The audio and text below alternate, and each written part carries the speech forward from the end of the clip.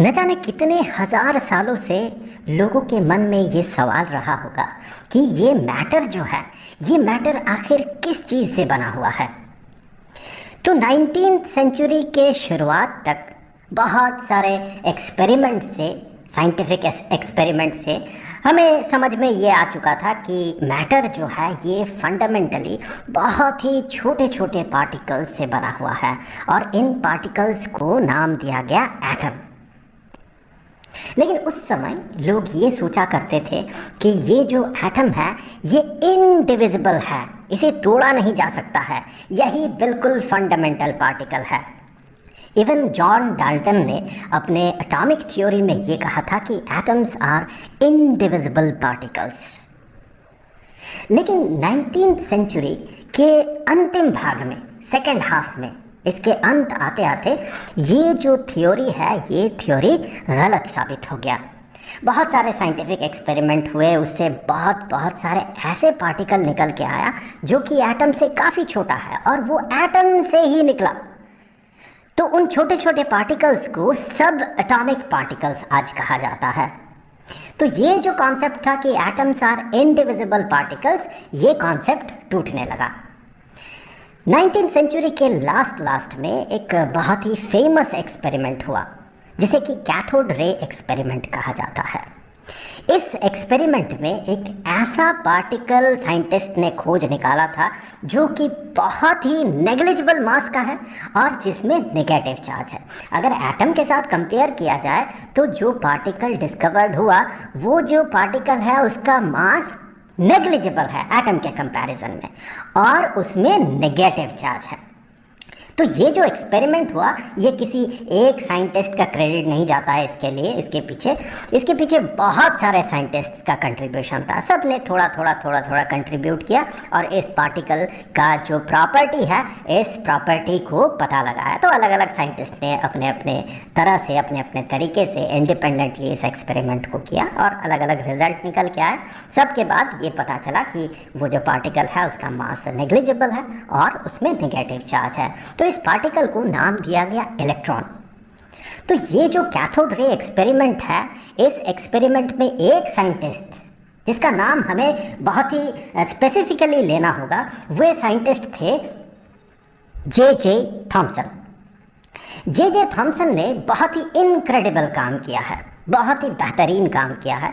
खासकर इलेक्ट्रॉन के सेंस में अगर देखा जाए तो उन्होंने अपने एक्सपेरिमेंट से इलेक्ट्रॉन का मास और चार्ज, इलेक्ट्रॉन का मास और चार्ज का जो रेशियो है, इस रेशियो को उन्होंने पता लगाया था और उन्होंने ये दिखाया था कि चाहे इलेक्ट्रॉन का सोर्स कुछ भी हो, कहीं से भी वो एमिटेड हो, उसका जो मास और चार्ज का रेशियो है, ये मास और चार्ज का रेशियो फिक्स्ड है, कांस्टेंट है। तो इन सारे एक्सपेरिमेंट के बाद ये कंफर्म हो गया कि इलेक्ट्रॉन जो है ये एक सब एटॉमिक पार्टिकल है, एटम के अंदर का एक हिस्सा है। अब अगर देखा जाए, जे थॉमसन ने ये देखा कि एटम जो है ये एटम इलेक्ट्रिकली न्यूट्रल होता है, इसमें कोई नेट चार्ज नहीं होता है। लेकिन अगर इसके अंदर इलेक्ट्रॉन रहे जिसमें कि नेगेटिव चार्ज हो तो इस एटम को न्यूट्रल होने के लिए कहीं ना कहीं इसमें पॉजिटिव चार्ज भी होना होगा ताकि नेगेटिव और पॉजिटिव मिलके ये न्यूट्रल हो जाए। तो इसके लिए जे थॉमसन ने एटम का जो स्ट्रक्चर कंसीडर किया, इस स्ट्रक्चर के लिए उन्होंने 3 पॉसिबिलिटी को कंसीडर किया था। पहला कि each negatively charged electron was paired with positively charged particle, कोई ना कोई पॉजिटिव चार्ज पार्टिकल के साथ ये जो नेगेटिव चार्ज पार्टिकल है किसी न किसी पॉजिटिवली चार्ज पार्टिकल के साथ ये पेयर बना के रहता है।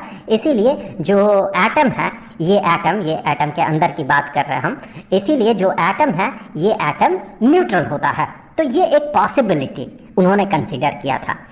दूसरा पॉसिबिलिटी उन्होंने कंसीडर किया था, ये बहुत ही इंपॉर्टेंट है, इसे आप फिलहाल याद रखिएगा, आगे ये काम आएगा, कि नेगेटिवली चार्ज्ड इलेक्ट्रॉन्स इलेक्ट्रॉन्स तब तक डिस्कवर्ड हो चुका था। तो negatively charge electrons orbited a central region of positive charge. तो ये अगर एटम है तो इसके बिल्कुल बीचों बीच, ये अगर एटम है तो इसके बिल्कुल बीचों बीच पॉजिटिव चार्ज रिसाइड कर रहा है और इलेक्ट्रॉन्स जो है इसके चारों तरफ ये रिवॉल्व करता है। ये सेकंड पॉसिबिलिटी उन्होंने कंसीडर किया था।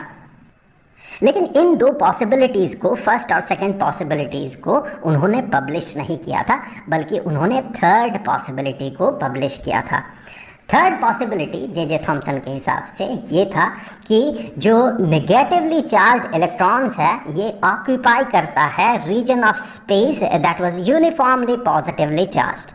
मतलब एटम का जो रीजन है ये यूनिफॉर्मली पॉजिटिवली चार्ज होता है और इसी के चारों तरफ रिसाइड करता है, इसी स्पेस में रिसाइड करता है इलेक्ट्रॉन। तो इसे उन्होंने पब्लिश किया था। आगे चल के ये जो एटम का ये स्ट्रक्चर है जिसे कि थॉमसन का प्लम पुडिंग मॉडल कहा जाता है, ये गलत साबित हो जाता है। लेकिन ये जो गलत साबित हुआ इससे हम जे थॉमसन का जो क्रेडिट है ये हम नहीं ले सकते हैं। और इनका जो कंट्रीब्यूशन है साइंटिफिक वर्ल्ड के प्रति, ये कंट्रीब्यूशन इमेंसली हाई है, बहुत ज़्यादा है। इसके पीछे बहुत सारे कारण हैं।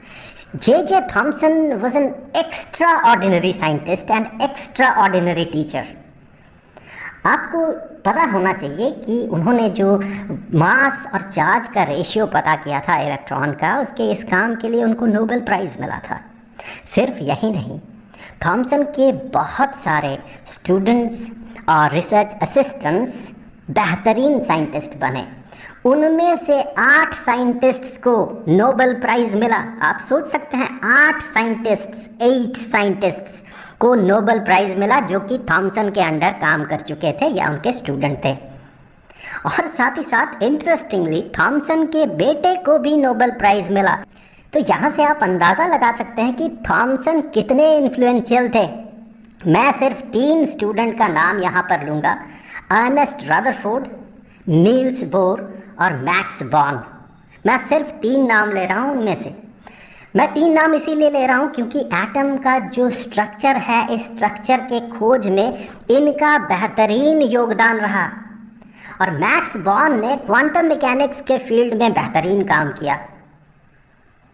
तो सबसे पहले आता है किसका नाम? अर्नेस्ट रदरफोर्ड का नाम। अर्नेस्ट रदरफोर्ड ने 2 साइंटिस्ट हांस गेइगर और अर्नेस्ट मार्स्टन के साथ एक एक्सपेरिमेंट किया।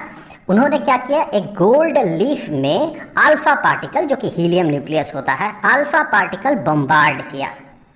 और इस एक्सपेरिमेंट से जो रिजल्ट निकला, वैसे रदरफोर्ड थॉमसन के प्लम पुडिंग मॉडल को एक्सपेक्ट कर रहे थे, लेकिन इस एक्सपेरिमेंट के बाद जो रिजल्ट निकला वो रिजल्ट बिल्कुल ही अलग था जो कि थॉमसन का प्लम पुडिंग मॉडल बता रहा था।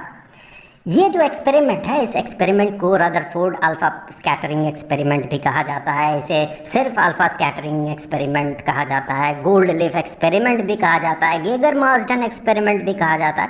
तो इस सेम एक्सपेरिमेंट का तरह तरह का नाम है। इस एक्सपेरिमेंट के बाद जो रिजल्ट निकला, उस रिजल्ट के हिसाब से रदरफोर्ड को ये समझ में आया कि ये जो पॉजिटिव चार्ज है ये पूरा का पूरा एटम में रिसाइड नहीं करता है, बल्कि एटम के बिल्कुल सेंटर में एक बहुत ही छोटा सा रीजन ऑक्यूपाई करता है पॉजिटिव चार्ज, और उसके चारों तरफ ऑर्बिट में रिवॉल्व करता है इलेक्ट्रॉन्स। आपको याद होगा जो सेकंड पॉसिबिलिटी जे थॉमसन ने कंसीडर किया था वो एग्जैक्टली यही था, और रदरफोर्ड थॉमसन के ही स्टूडेंट थे। बाकी आप अंदाज़ा लगा लीजिए। तो रदरफोर्ड ने ये पाया कि एटम का जो पॉजिटिव चार्ज है, ये पॉजिटिव चार्ज एक छोटा सा वॉल्यूम में, एटम के सेंटर में एक छोटा सा वॉल्यूम में कंसंट्रेटेड होता है, और उसे नाम दिया गया, उस छोटे से रीजन को नाम दिया गया न्यूक्लियस। ये जो रीजन है, इस रीजन को नाम दिया गया न्यूक्लियस। और साथ ही साथ उन्होंने कहा कि नेगेटिवली चार्ज इलेक्ट्रॉन्स जो है ये उस न्यूक्लियस के चारों तरफ सर्कुलर पाथ में ये रिवॉल्व करता है। इलेक्ट्रॉन रिवॉल्व क्यों करता है? क्योंकि इलेक्ट्रॉन और प्रोटॉन के बीच बहुत ज़्यादा इलेक्ट्रोस्टैटिक फोर्स काम करता है, इलेक्ट्रोस्टैटिक अट्रैक्टिव फोर्स काम करता है, क्योंकि एक पॉजिटिवली चार्ज है और दूसरा नेगेटिवली चार्ज है। और पॉजिटिव और नेगेटिव चार्ज के बीच अट्रैक्टिव फोर्स काम करता है। और एटम के इस मॉडल को नाम दिया गया रदरफोर्ड एटॉमिक मॉडल। लेकिन इस मॉडल में एक खामी है, एक कमी है। वो कमी क्या है कि इससे पहले एक साइंटिस्ट मैक्सवेल ने ये कहा था कि जो चार्ज एक्सीलरेटेड होता है वो एनर्जी रेडिएट करता है। अब देखिए, अगर सर्कुलर पाथ में कोई बॉडी मूव करता है तो ऑब्वियसली वो एक्सीलरेटेड होगा। फिजिक्स के क्लासेस में आपने ये सीखा होगा, मोशन चैप्टर जब आप पढ़ रहे थे तो आपने ये सीखा था कि जब बॉडी सर्कुलर मोशन में मूव करता है तो चूंकि उसका डायरेक्शन चेंज होता है कंटिन्यूअसली, इसका मतलब उसका वेलोसिटी चेंज हो रहा है, और वेलोसिटी चेंज होने का मतलब वो एक्सीलरेटेड हो रहा है। तो एक्सीलरेटेड चार्ज बॉडीज, जो ये इलेक्ट्रॉन्स है, ये एक्सीलरेटेड है चूंकि ये सर्कुलर पाथ में मूव कर रहा है।